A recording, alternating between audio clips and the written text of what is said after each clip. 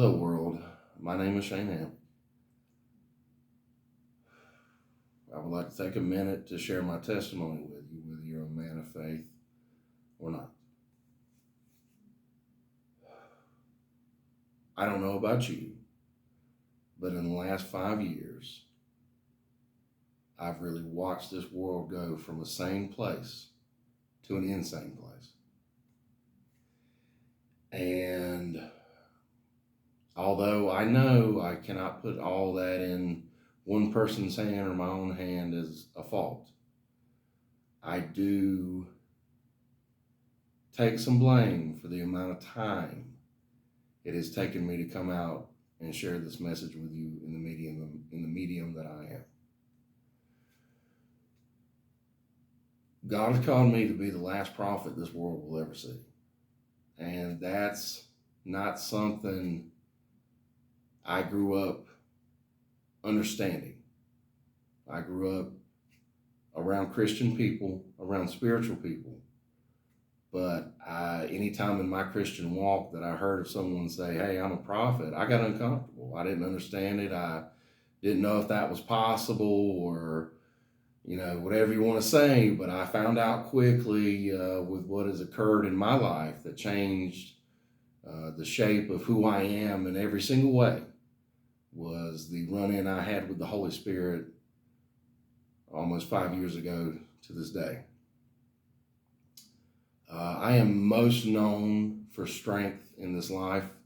I was one of the strongest people in the world at one time, something I very much still aspire to be. There's been a lot of people in the last few years since the pandemic and all, and I've watched them come out, people in the strength world.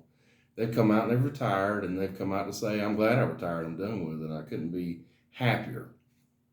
Well, I'll let you know, the man that I am never gave up on the man that I wanted to be. I only came off the path of strength, the only path I've ever followed in my life, because I was hit by God. And that's exactly what it would have taken for me to stop, because I wasn't going to stop until I was the best. And it took being thought by God in a very long story, which is my testimony that I will eventually share.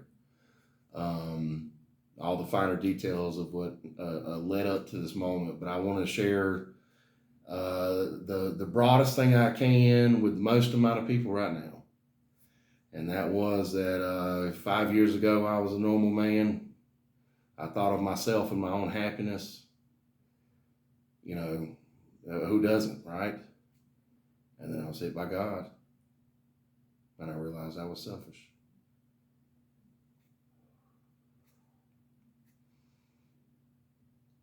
And I realized many things in this world were broken. And I don't mean, hey, I had a moment with the Holy Spirit, or hey, I just had a moment. I mean that for almost 8 months of my life, the Holy Spirit took possession of my body. And in that time, he showed me many things. He forced me to write a message that is referred to as the hidden word, which is sent at end times to test the faith, to warn the faith, and to ultimately protect the faith from what's coming. And, there are very loud things in this message and that God showed me that would possibly strike fear into some people, but there's no reason for you to be scared. You do live in end times. You need to know that. If you can't tell that by what's on the news day and night, what has occurred in the last 4 to 5 years, all the craziness of this world is constantly talked about, how this world was we were complaining about it, but 5, 6 years ago, we didn't know what we had. We didn't know how nice this place was. And it seems like every day the stability of a world that would be nice is being eroded, from around you. And, it's a shame, because this place can be beautiful and people can love each other and we can help each other and we can change things, because you need to know why there's so much war going on is because there are people making a ton of money off war. And unfortunately for them, God is calling for world peace. It's time for world peace. It's time for the big three, Christians, Muslims, and Jews, to get together in peace and love. The Christians of this world, you have you think, hey, it's in time. Sure, I'm with you on that, Shane. I don't know if you're the last prophet, but it's in times. Things are going to happen the way they're going to happen. No, you have a job more than ever. We've been laying down on the job so long. In that message, God tells me that people are more worried about securing their own free time so they can do the things that make them happy while everybody's not happy anymore. But so they can do the things that make them happy. They're so worried about securing free time to do nothing that's why it's coming to an end.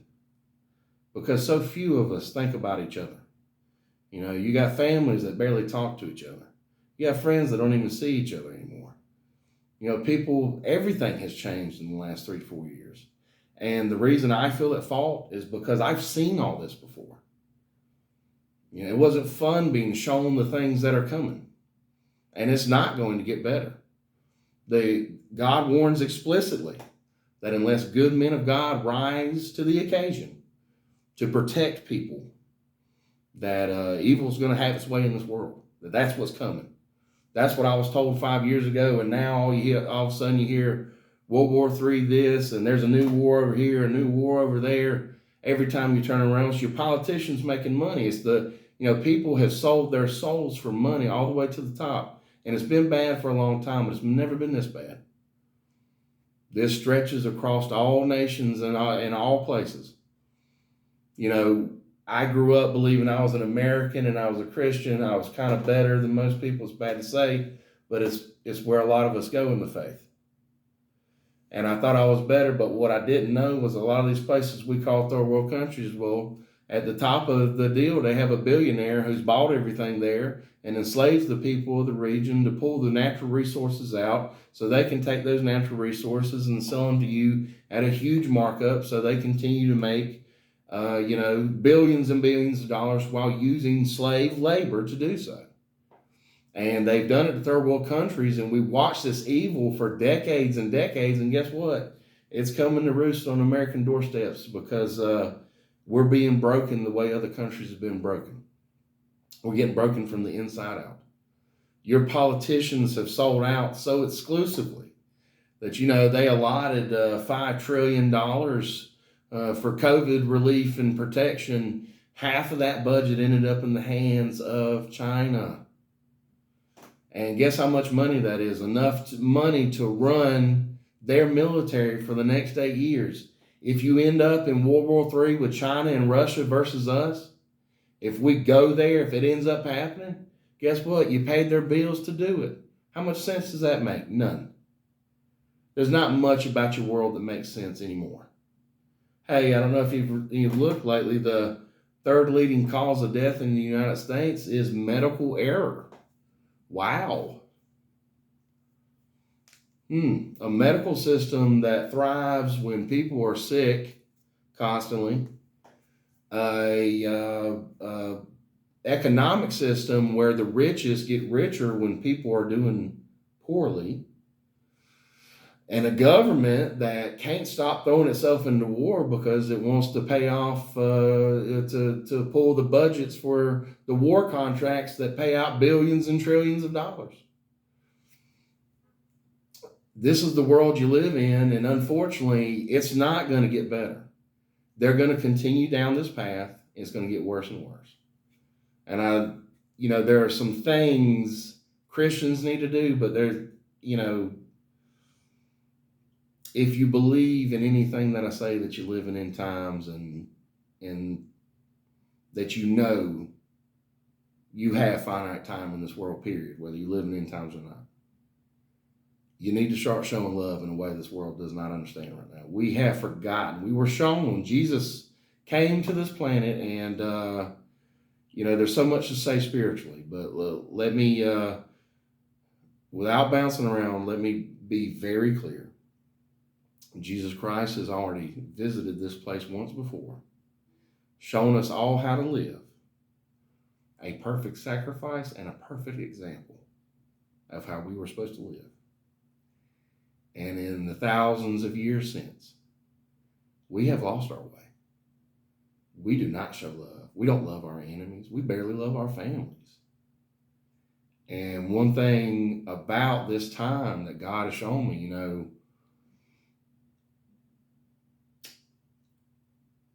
your phone, your television, your computer screen, your tablet screen, they feed you day and night. Whether you realize you're being fed day and night, you are. And the psychology of what is happening to people sitting behind computer screens day and night is sad.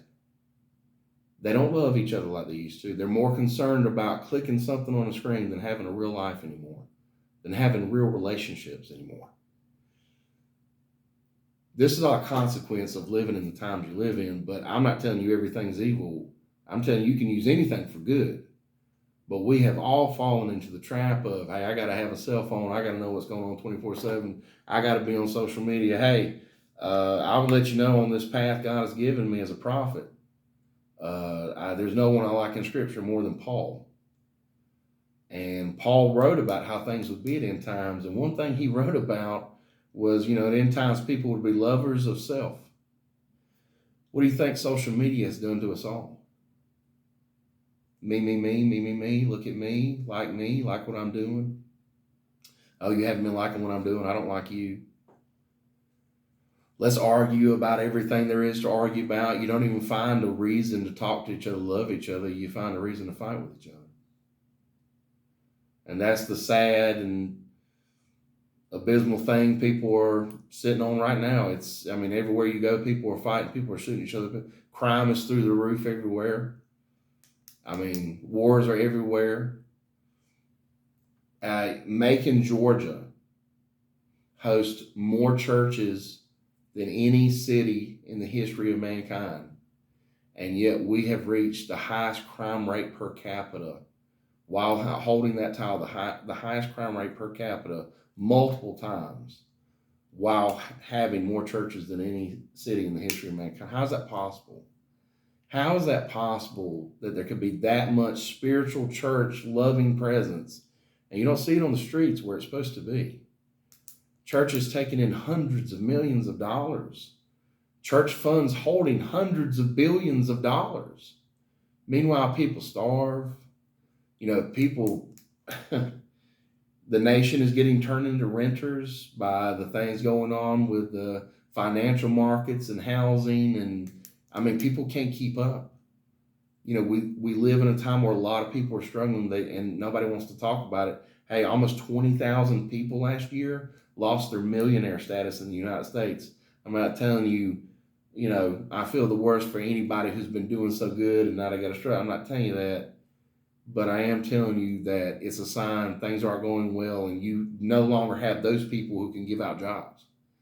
The jobs here, jobs there, it's going to get harder and harder unless things change. I didn't want what I had to say to turn into any kind of political anything. Because understand, in politics, they divide even the faith. With political schemes, they divide the faith. You know how many people, even in just Macon, Georgia, I know, won't speak to another pastor or preacher because he supports Trump, or or vice versa. I'm not telling you one is better than the other, just vice versa. These people lean on politics so hard, they have forgotten to walk in the body of Christ. They have forgotten that it's about each other. It's about loving each other. I don't care if you agree with everything coming out of my mouth. Sometimes it takes years for people to understand what's coming out of my mouth. I'm still trying to understand most of the things God has taught me 4 to 5 years ago. But I'm sitting here watching my world on fire constantly, and I've been a little bit of a coward because all the problems I was told was going to come with this message He gave me and the path that I'm going to be on. But I want you to know God loves you. God's rooting for the good things in this world. He is just giving you a time, Christian man or woman, to do the right thing. And what the right thing would be at any times, don't waste your time. Love others. Loving others unconditionally. Jesus Christ said there's no glory in loving those that love you. The glory is in loving those that hate you. I'm sorry to tell this whole world, that's the medicine you need right now. We need that everywhere. From the streets in America to the wars going on around the world right now. We need love, we need kindness, we need compassion. And if you don't take your foot off the gas of war, you will end up in World War III. And let me tell you what God calls World War III. He calls it the devil's day in the sun. That's how he referred to World War III for me. Doesn't mean that the devil wins. It just means it's his day in the sun, where a third of life, of all human life, will be wiped out. And in America, we think, oh, we can't be touched. I promise you, the biggest thing I was warned about as a prophet was a great attack coming to my nation. And 4 or 5 years ago, when this hit me, nobody believed. We were sitting in the best economic time we had ever seen. Nobody believed anything I had to say. I started jumping up and down about all these bad things coming when God hit me. Nobody wanted to hear any of it. And here we are 4 or 5 years later. I'm sitting in my stomach almost daily listening to it. Your media lies to you exclusively. Like even if they're telling you the truth about what's going on, if they're managing to do that, it's because they need you to understand what it is so you support what's going on, and you may or may not be paying attention to everything else going on in the world, which they need day and night right now. They are burying your government from the inside out. I don't even know what to say about that. But it is the only way this place could be taken down at the rate it's being taken down. Other world leaders on TV right now talking about America falling and that they can't believe what they're witnessing. America had so much money at one time, we were the first, second, and third biggest spender in the world every year. That means our government spent more than anybody in the world. Our state governments combined spent the second amount in the world, and all of our local governments combined spent the third most in the world. That's the wealth you've been standing on your entire life and you didn't even know it. And it's disappearing. Your government's giving away money you don't have anymore. They're borrowing money from your future, from a future you don't have. They're sending off hundreds of billions of dollars every time another country even has any amount of issues, which they're creating the issues. You could talk all day about that, but you're just being lied to day and night. And it's always to get you to understand the rhetoric, to get you to get on board. And what are they starting to sell you on right now? Oh, we need to start talking about the draft. No, we don't. We need to start talking about world peace, because the draft and World War III is nothing but a scheme for depopulation, for human population control. And some of the biggest things that God showed me was how much we've been lied to in history, and how many times there have been terrible things that have been brought on to man by man and not God. And I'll definitely cite our most recent example was COVID. You got people sitting in churches right now saying God sent COVID. What? There's a lab in China with the name, the name they use in the medical field for COVID, the SARS, whatever. There's a Chinese lab in Wuhan where it was released with the name of the disease on the building.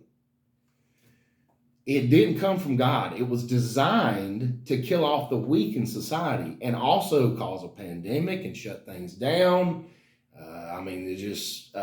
During the pandemic and during the 8-month lockdown, we starved more people on this planet than in history.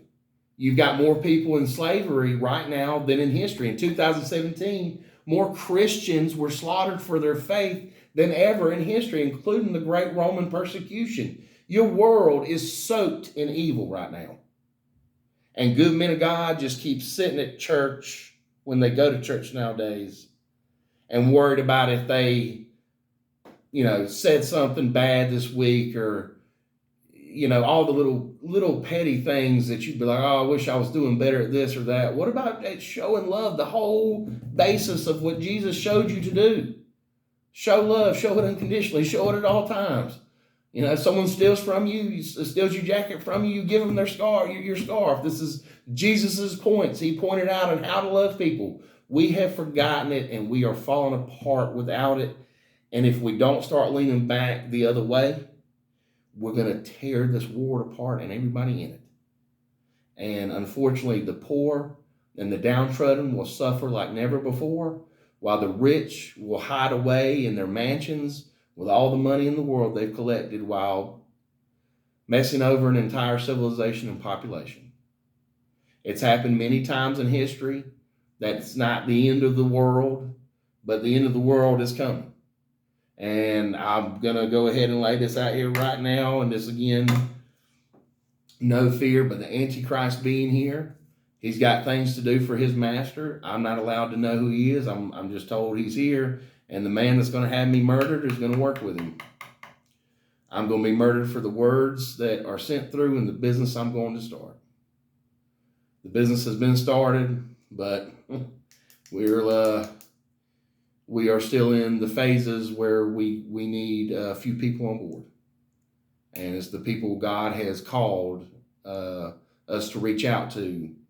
And we're working on that currently.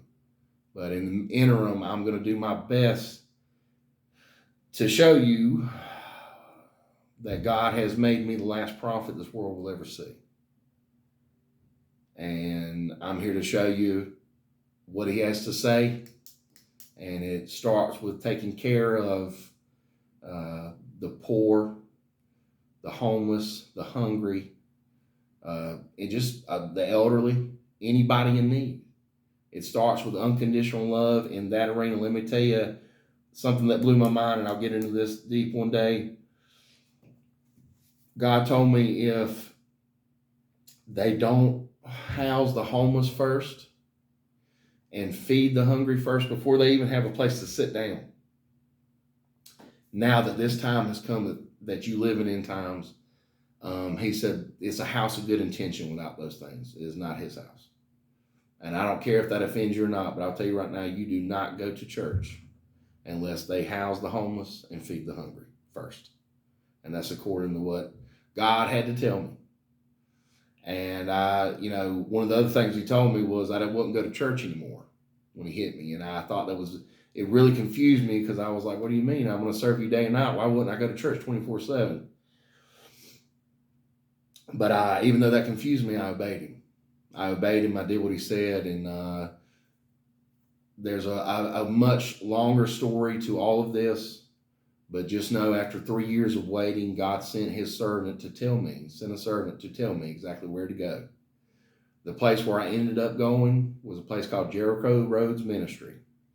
Jericho Roads Ministry is run by a living saint. And I don't know that you have many left in this world, but she is a living saint. Her name is Pastor Margot Dent. And because of what I know about Scripture, I'll go ahead and tell you that God showed me my path and gave me a lot of hints about what would come along the way. And one of the things he told me was that I would meet a person of God that would prepare me, and then I would prepare them. Well, I kept looking for him even after I came to that ministry. And on the first day, I was told to listen for this isn't a church. This is a ministry. We do the Lord's work here. Sometimes it ain't pretty, and if you don't like it, there's the door. And it's the first thing when Pastor Margot stood up, the very first time I walked in that church, within 5 minutes of me standing in there, she stood up and said the very words I was told to listen for 3 years before.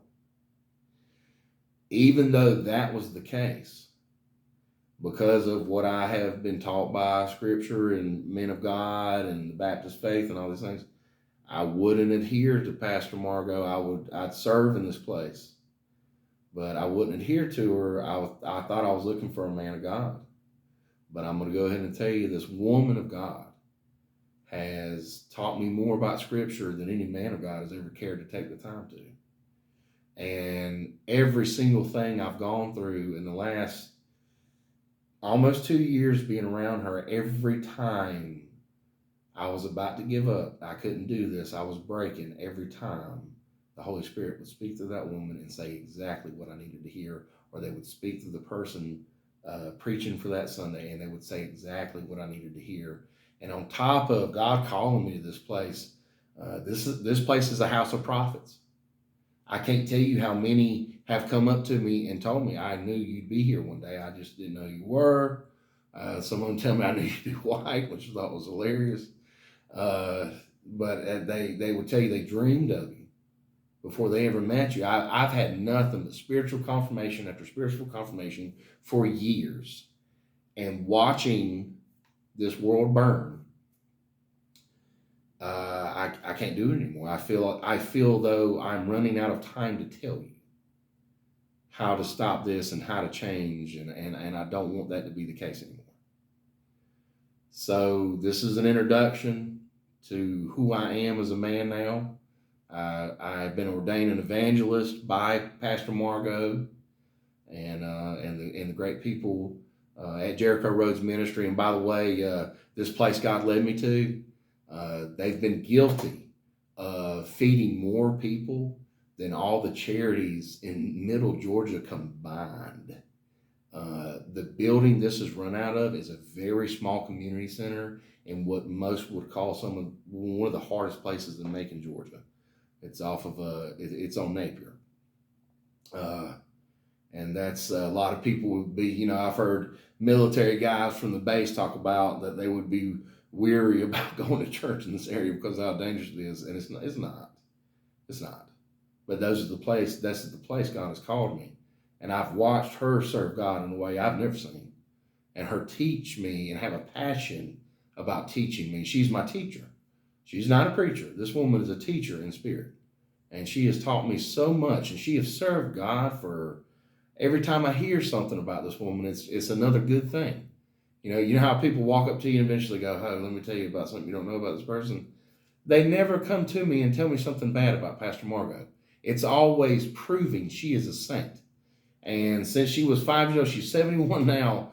They have told me since she was 5 years old, she has wanted to serve God this way, and she's tried to serve God this way. And even though the way she has served God has changed from year to year to year, let me tell you why she was given, Jericho Roads Ministry was given the chance to give away food like they do during the pandemic. Everybody was scared and people wouldn't get out and deliver food.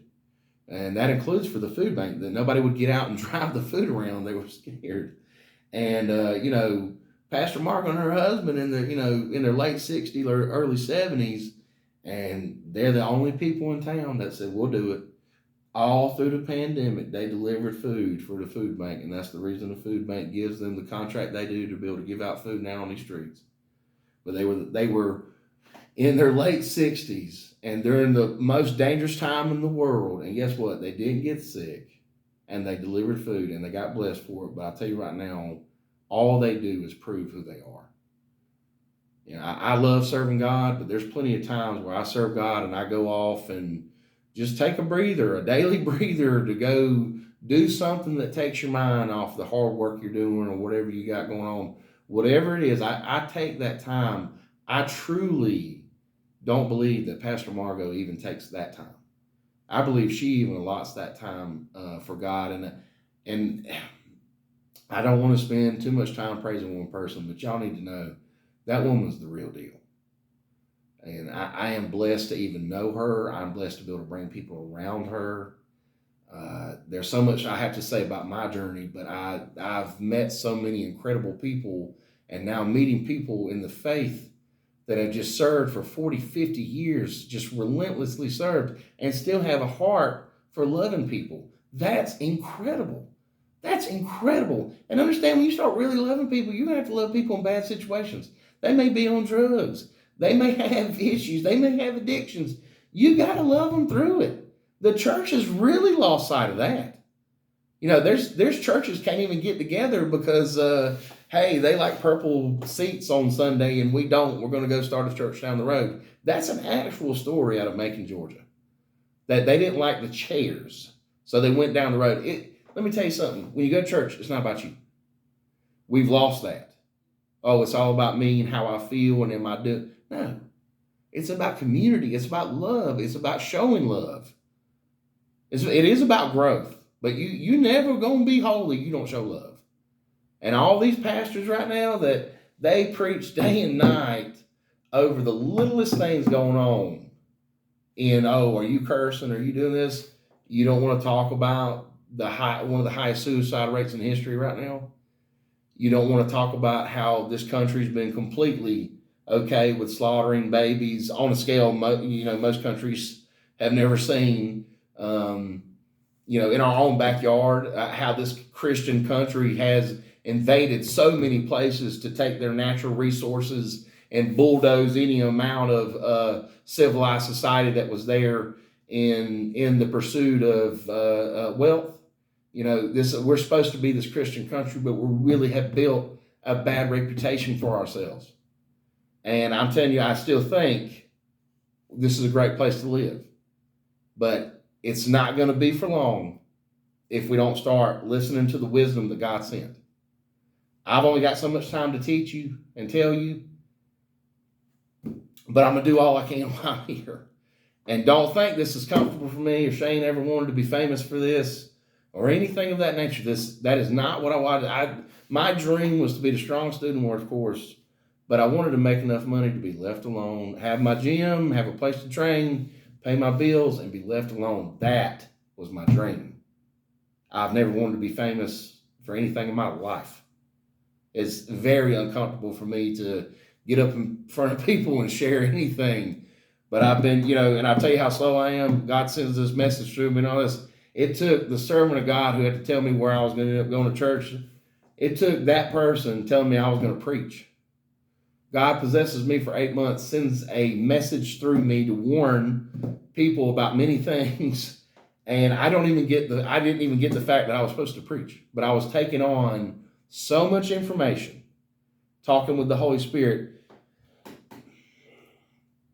When he hit me, I want everyone to know this.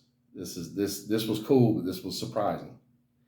When he hit me, the first words he spoke to me were, "You know who I am. I have always been. I'm the spirit of love, baby. Let's party." That was how God introduced himself to me.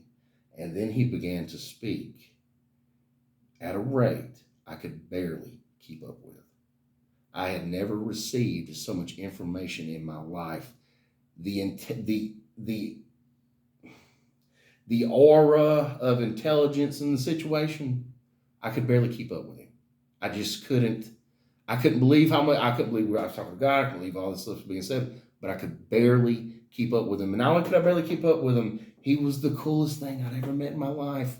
I couldn't believe that at the end of the day, people run from this guy when all he wants to do is bless you. Day and night, he wants blessings for your life. But if all you do is sin and run that way and live that bad life, well, you're going to rob yourself of your own blessings that he has for you. And then it's only you to blame. He wants you to have the best.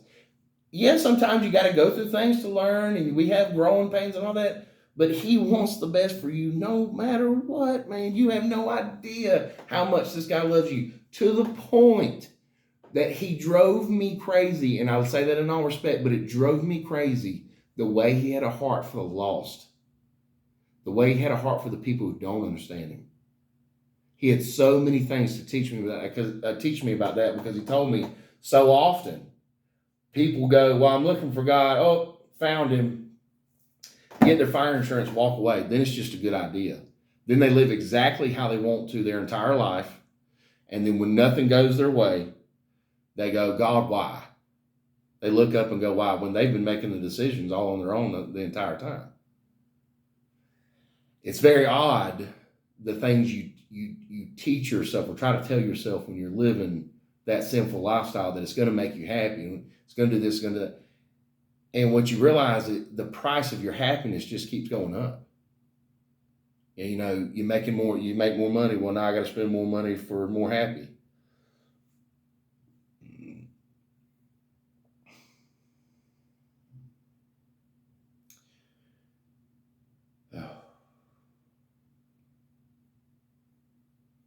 There's a lot to say, and I'm going to cut myself short, because I need to be concise, and I need to hand things out in a way that people understand.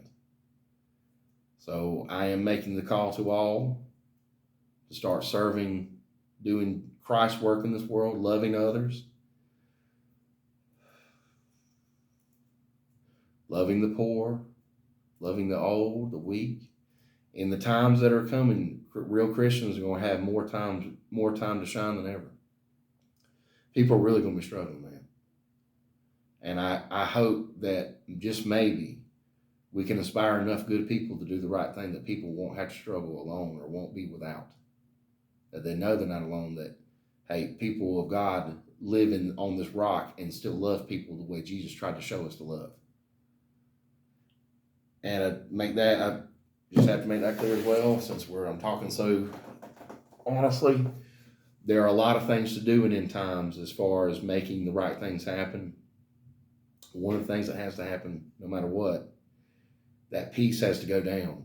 The number one reason that peace has to go down, without that peace in Israel, we don't rebuild the third temple. We don't rebuild the third temple. Some things that need to happen don't happen. We have to rebuild the third temple. We have to cause peace. Christians, I lay it on you. Start throwing down unconditional love. Unconditional love. Muslims,